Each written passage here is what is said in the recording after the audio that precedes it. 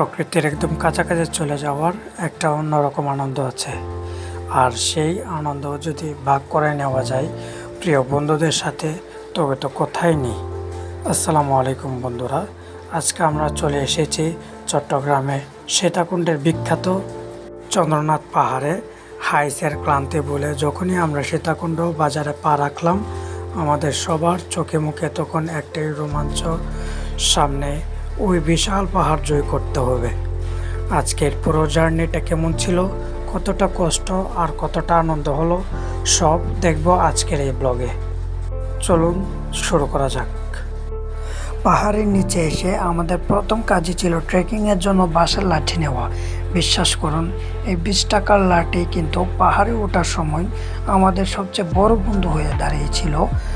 আমরা বাঁশের লাঠি নিয়ে রওনা হলাম রাস্তার দিকে। চারপাশটা কি ভীষণ সবুজ, উঁচু নিচু পিচঢালা পথ পেরিয়ে আমরা যত সামনে এগোচ্ছিলাম, বাতাসের শীতলতা যেন ততটাই বাড়ছিল। আমাদের দলের সবার এনার্জি তখন একদম তুঙ্গে। হাঁটা শুরুর কিছুক্ষণ পরেই বুঝতে পারলাম পাহাড়ের চূড়ায় পৌঁছানো যতটা বা সহজ ভেবেছিলাম, আসলে ততটাও নয়। পিচঢালা পথ শেষ হয়ে যখন খাড়া মাটির রাস্তা আর সিঁড়ি শুরু হলো, আমাদের সবার দম যেন শেষ। একটু পরপরই আমাদের থামতে হচ্ছিল, পানি খেতে হচ্ছিল।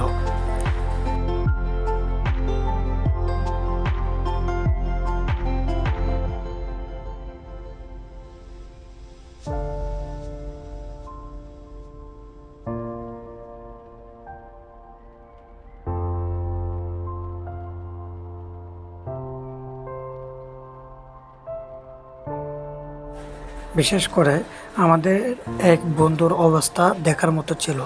সে মাঝপথে হাল ছেড়ে দিয়েছিল, তার অবস্থাও খারাপ হয়ে গিয়েছিল। তখন সে আবার ফিরে যায় নিচে। চারপাশের এই ঘন জঙ্গল আর পাখিদের ডাক আমাদের কষ্টটা অনেকটাই ভুলিয়ে দিয়েছিল। অবশেষে দীর্ঘ প্রতীক্ষা আর কষ্টের অবসান ঘটল। আমরা এখন দাঁড়িয়ে আছি চন্দ্রনাথ পাহাড়ের সর্বোচ্চ চূড়ায়, সমুদ্রপৃষ্ঠ থেকে প্রায় 1000 ফুট উপরে।